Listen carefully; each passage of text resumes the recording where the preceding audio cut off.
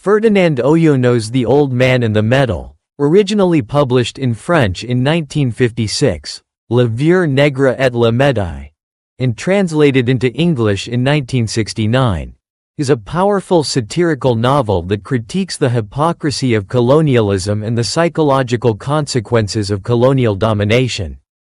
Through the tragicomic story of Mecca, an aging African man, Oyono exposes the disillusionment, betrayal, and dehumanization experienced by colonized Africans who were made to believe in the benevolence of the colonial system.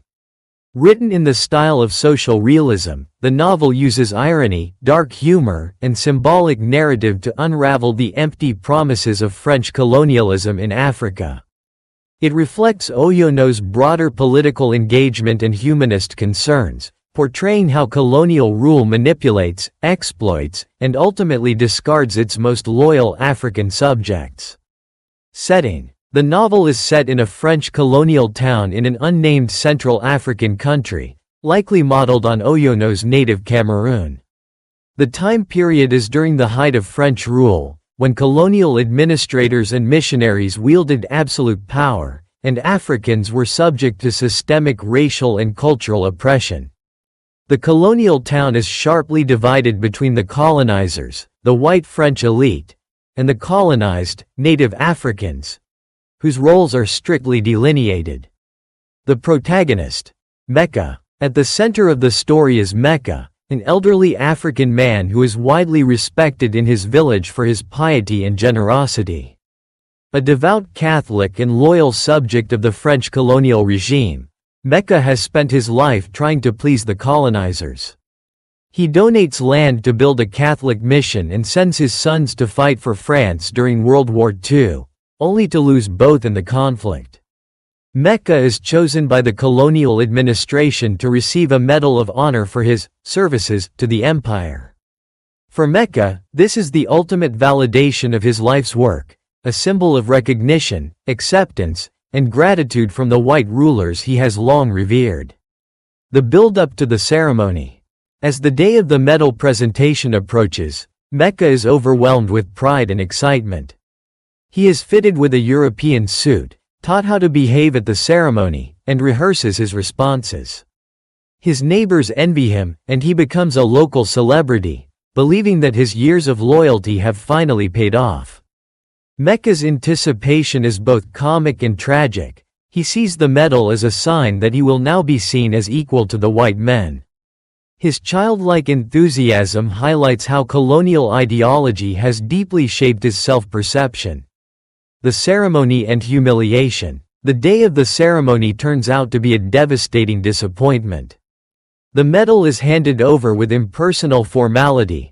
The speeches are patronizing, and Mecca is treated more like a prop than a person. After the event, Mecca is excluded from the white man's banquet. Wandering the streets in his Western suit, confused and dejected, he is arrested by colonial police who mistake him for a troublemaker. He is beaten and thrown in jail. This moment of humiliation is the novel's climax. Mecca's fantasy of acceptance is brutally shattered. The same colonial system he served so faithfully reveals its true face, one of indifference, exploitation, and racism. The aftermath and disillusionment. Upon release from jail, Mecca returns to his village physically and emotionally broken. He realizes that the medal he received means nothing. It is a piece of metal devoid of dignity or value. His faith in the colonizers is irreparably damaged. The novel ends on a bitter note, with Mecca's realization of the absurdity and cruelty of the colonial regime. Major themes. 1. Colonialism and its hypocrisy. The central theme of The Old Man and the Medal is the hypocrisy of colonial rule. Oyono exposes how colonialism manipulates and exploits Africans by promising honor and inclusion while treating them as inferiors. The medal, a symbol of gratitude, is revealed to be an empty gesture, meant more to pacify and control than to reward genuine loyalty. The novel critiques how colonizers use religion, war service, and tokenism to manufacture illusions of partnership, when in truth, they never intend to offer true equality. Mecca's ordeal reveals the gap between colonial rhetoric and colonial reality. 2. Psychological colonization and self-alienation. Mecca's tragedy is not only social but also psychological.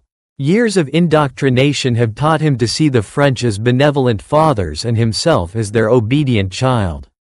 He adopts their religion, their customs, and their worldview. In doing so, he loses connection with his cultural roots and begins to see his own people through colonial eyes. Oyono illustrates how colonialism colonizes not only land but also minds. Mecca's self-worth is tied to the approval of the white rulers, and his eventual disillusionment is as much about internal collapse as it is about external betrayal. 3. Satire and irony. The novel is steeped in irony. The very institution that awards Mecca a medal for loyalty ends up brutalizing him. His European suit, meant to elevate his status, becomes a symbol of his misplaced aspirations.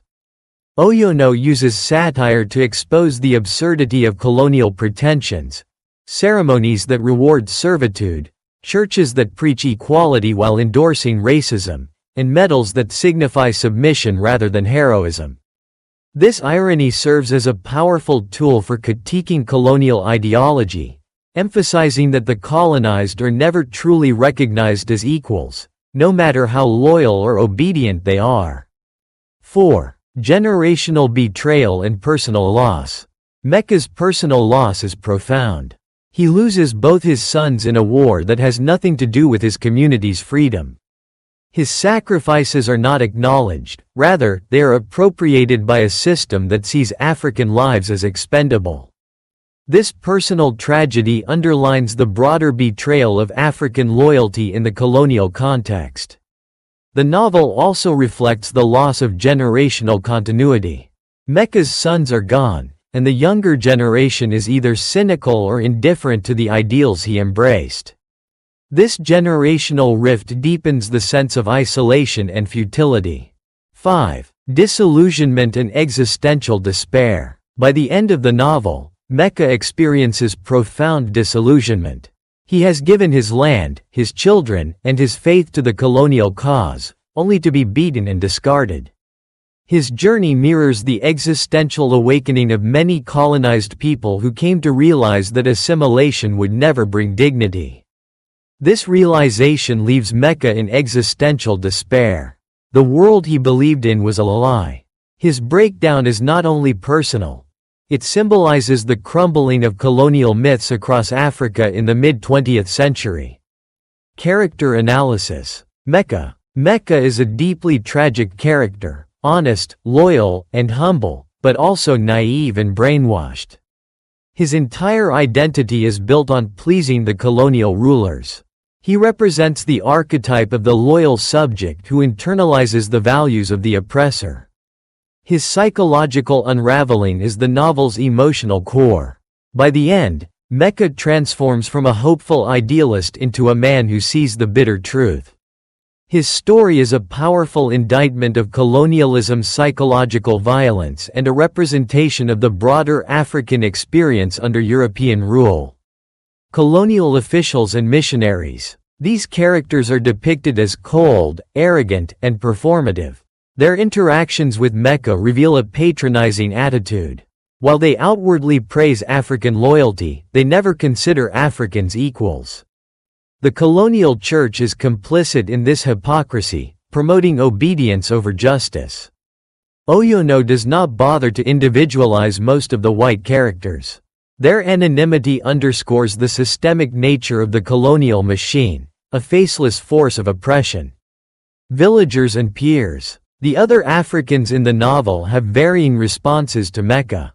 Some mock his loyalty to the colonizers, others envy his attention, and some, like his old friends, express concern.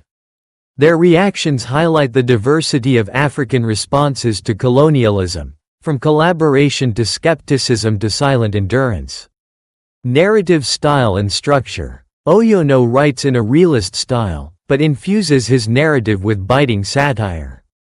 The third-person narration is close to Mecca's consciousness, allowing readers to see the world through his hopeful and later disillusioned eyes. The novel is linear and tightly structured, unfolding in a short time frame that mirrors the rapid collapse of Mecca's worldview. The language is simple yet loaded with symbolic significance. Oyono uses humor not for amusement but to underscore cruelty and absurdity. His ironic tone adds depth to the critique, exposing the contradictions of colonial authority and African compliance. Symbolism. The medal symbolizes false promises and the futility of colonial rewards. It is a token of submission rather than honor. The suit represents Mecca's attempt to assimilate. Instead of elevating him, it isolates and ridicules him. The jail cell, a symbol of colonial repression. Even the most loyal subject is not immune to brutality. The church illustrates religious complicity in colonial control. Christianity is shown as a tool of subjugation rather than salvation. Conclusion. Ferdinand Oyono's The Old Man and the Medal is a searing indictment of colonialism's hollow promises and the psychological damage it inflicts on its most loyal subjects.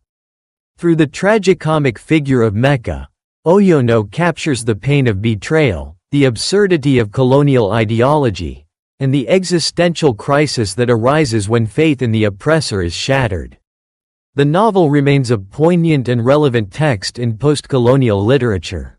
It reminds readers that liberation is not just political but also psychological and cultural, and that the road to self-dignity must begin with a rejection of imposed values and a reclamation of one's identity.